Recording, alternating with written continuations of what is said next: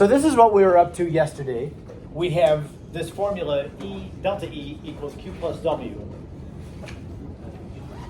And we did these two examples at the end of the hour yesterday. I'd like to continue this and have you try one more. I am concerned about this delta E calculation when they ask you to specify what unit you're going to use. If they don't tell you what unit to use, you can use whatever, like atmospheres times liters is fine for an energy unit. But, and I didn't ask you to use a specific unit in either of these, but in this next question, I do. So let's take a look at this. I'm going to give you a couple of minutes. Work through this. Pay attention to the units. Make sure that you can give an answer in kilojoules.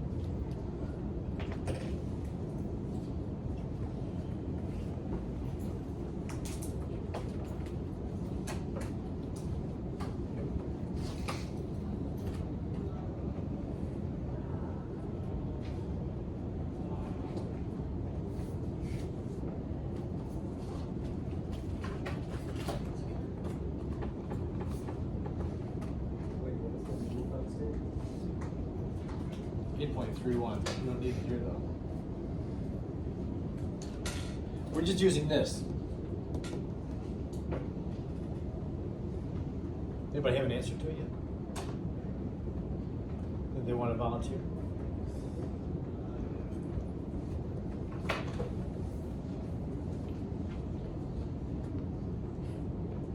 What do you think?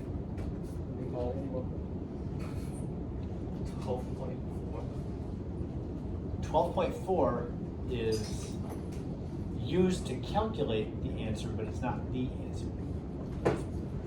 It's one of the steps, yes? 18.5 is right. It's 18.5. Did I hear 81, Rishi? Okay.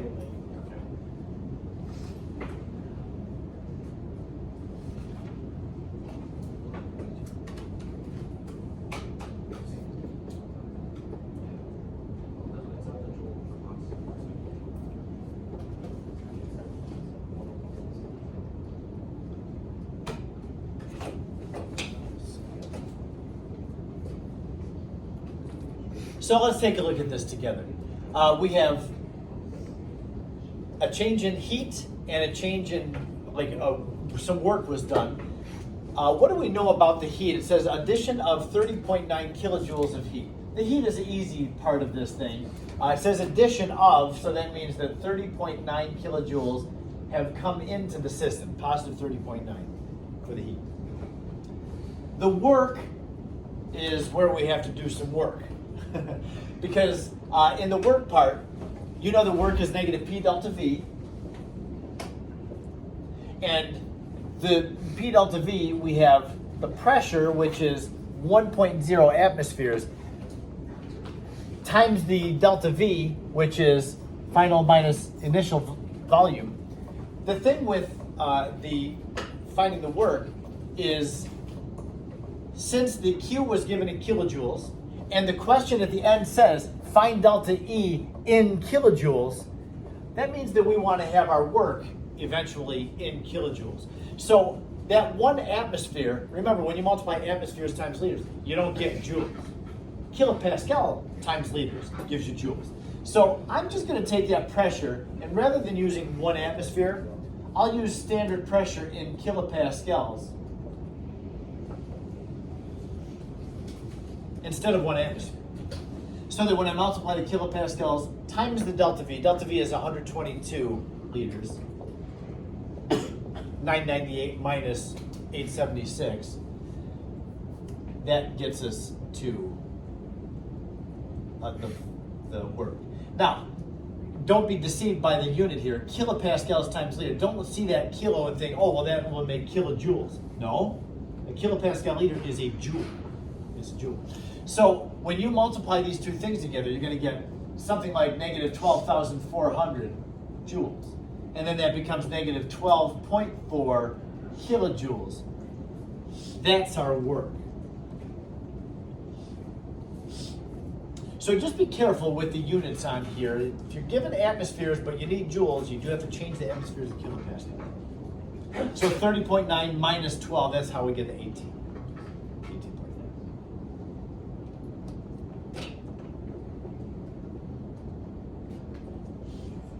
Anybody have any questions about that?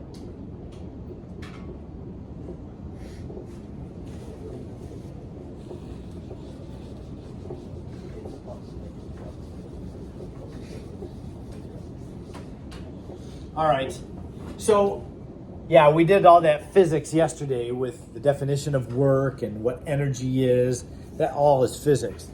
Today we're going to start to zoom in more on chemistry. I have a little bit more physics to get through today, but here we have something that looks like chemistry. Hi. Hi, this is for your 6th hour in order to go to the assembly. Okay. Okay, great. Yep. Thank you. Have a great day. You guys too.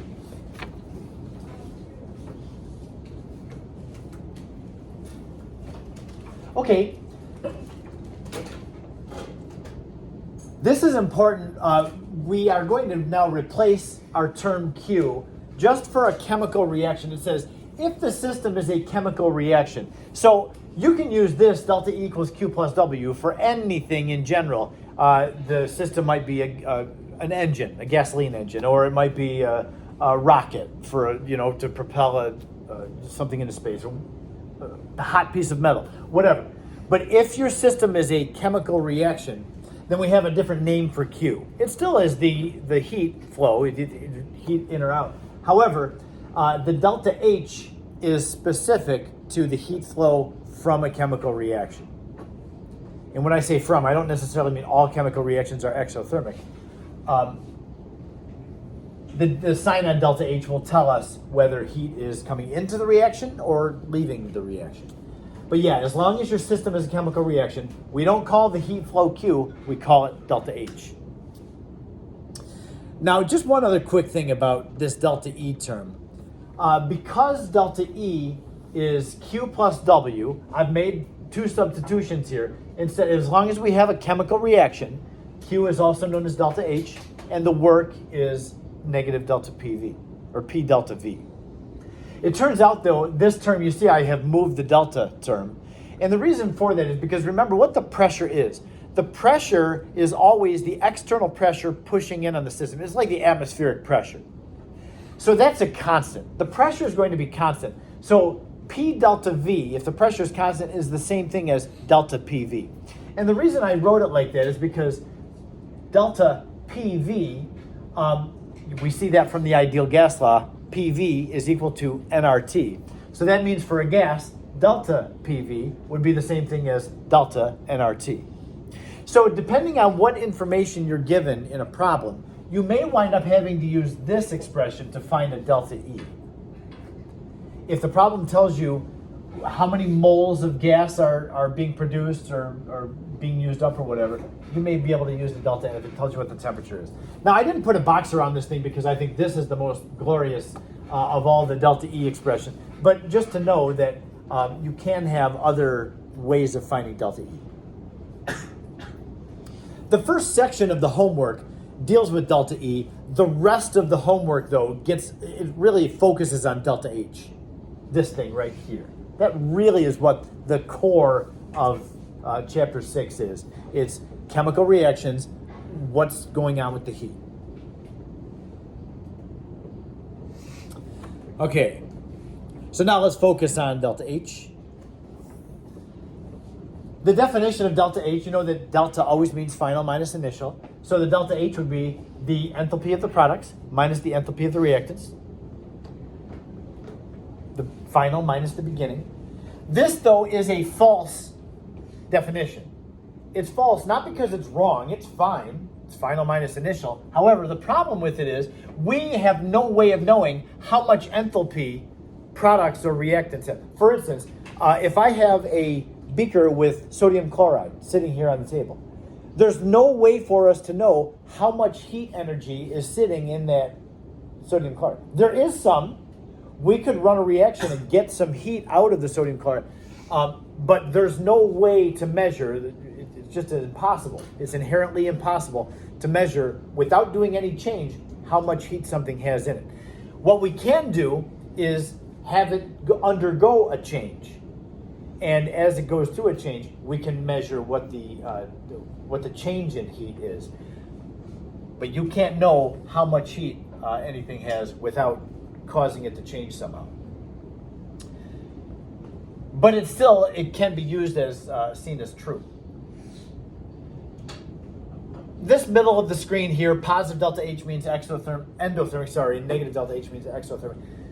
You already know that. I don't feel like I need to teach you that. But this part down here, this is essential. Your reading quiz tomorrow is going to depend on your understanding this.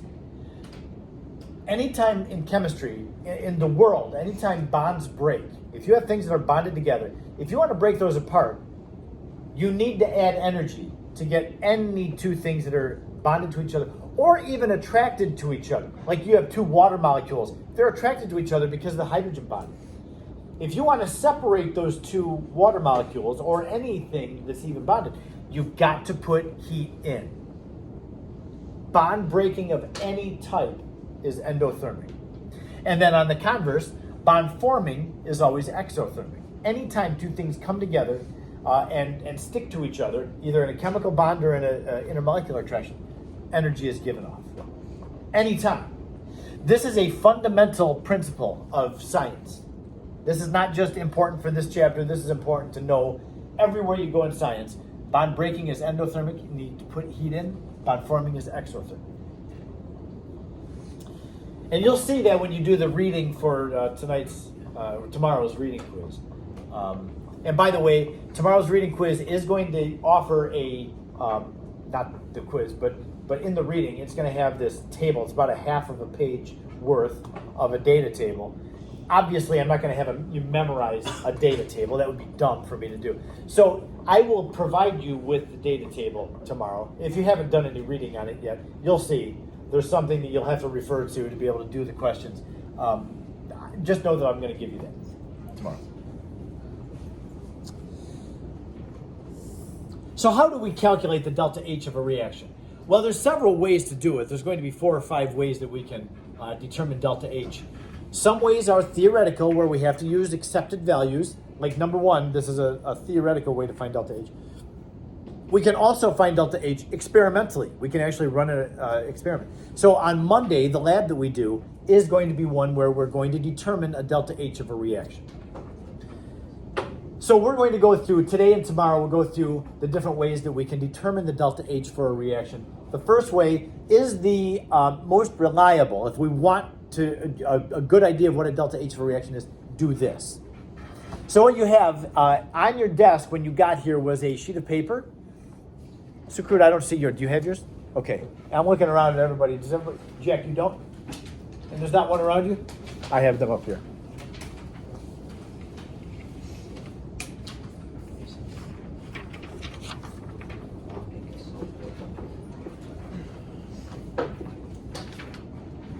This table comes out of our book. The book has an appendix in the back of it. The appendix in the book is like 100 pages. It's a huge appendix. But it includes all the things that you would typically find at the end of a textbook. The answers to some of the problems are back there, and the index is back there. But there's a whole bunch of reference pages back there too. So on page A for appendix, A19, A20, 21, and 22, there is that table. Now I didn't give you the first and the last pages because there's only a little tiny bit on A19, only a little tiny bit on A22. But then A20 and 21 are what you have there.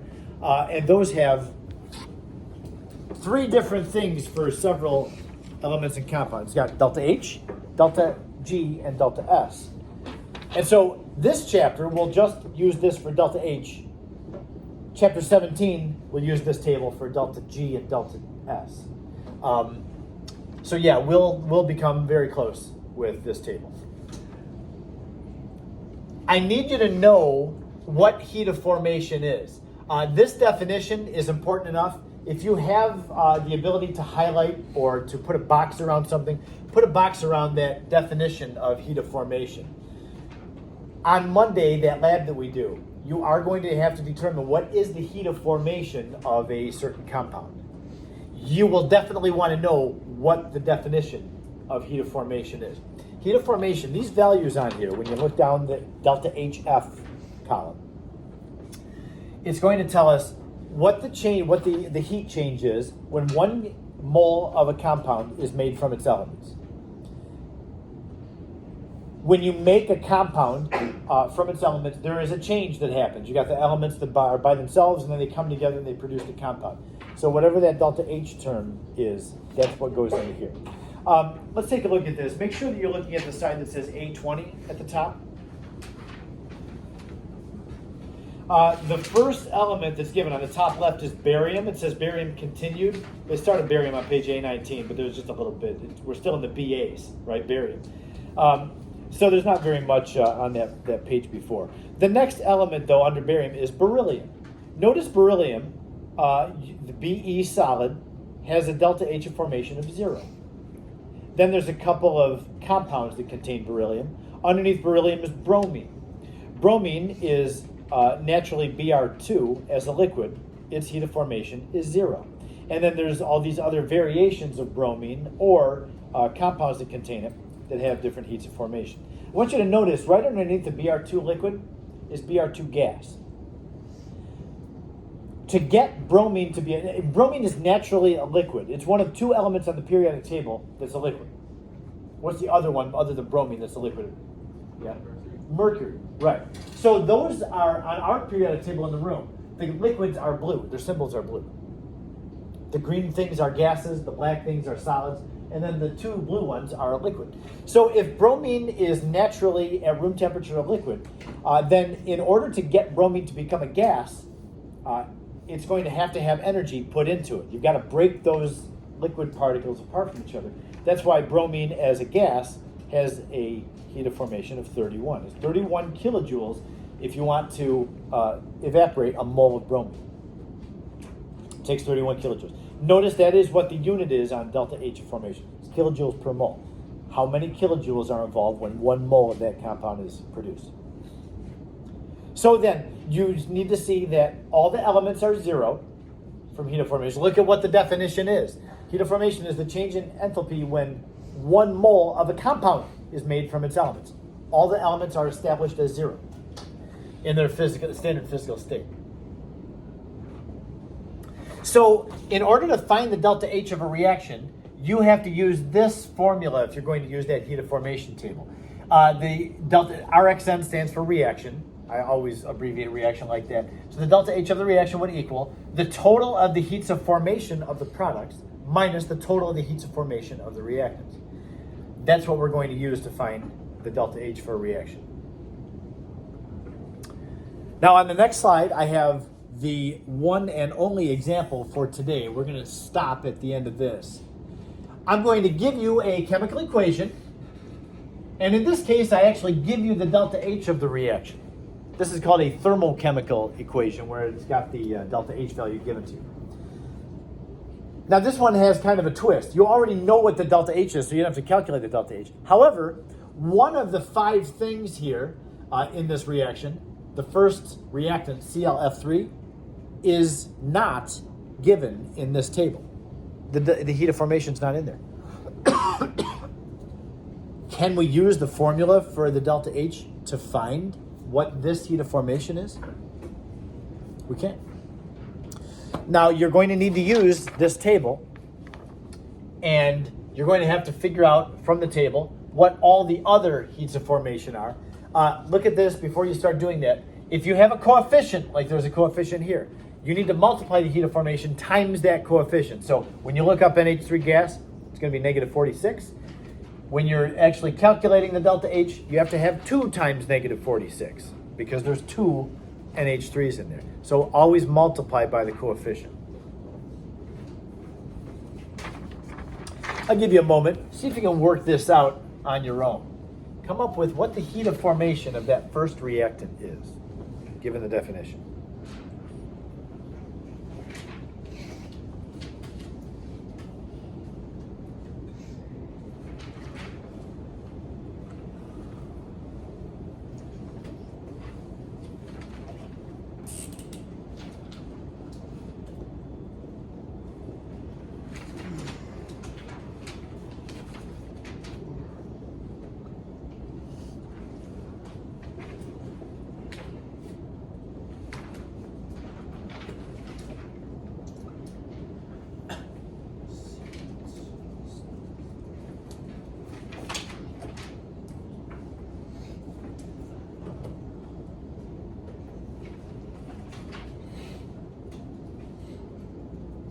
Oops.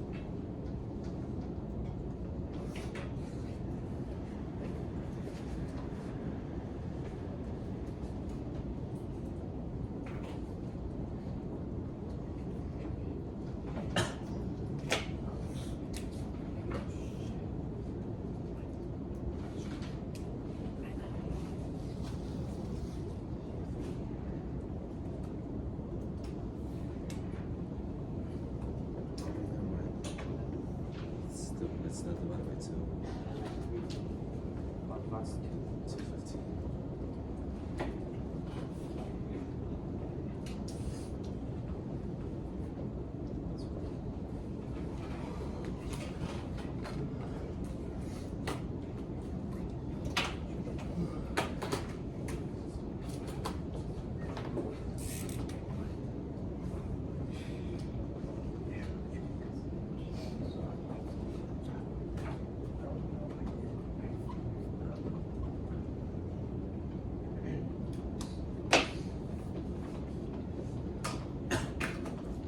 Coming up with an answer for that unknown heat of formation? Your setup is like this. Based on the definition, delta H equals the sum of the products, that's all them, minus the sum of the reactants. And then we do a few steps of algebra. And be careful of negative signs. It's negative.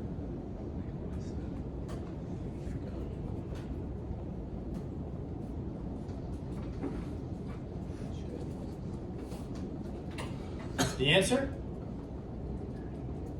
Yes? I wonder if you got a negative wrong somewhere in there. Negative 160. It's negative 169. Negative 169 is right. Just be careful. I mean, this is not the most difficult math problem you'll ever do, but it's easy to make mistakes at the same time.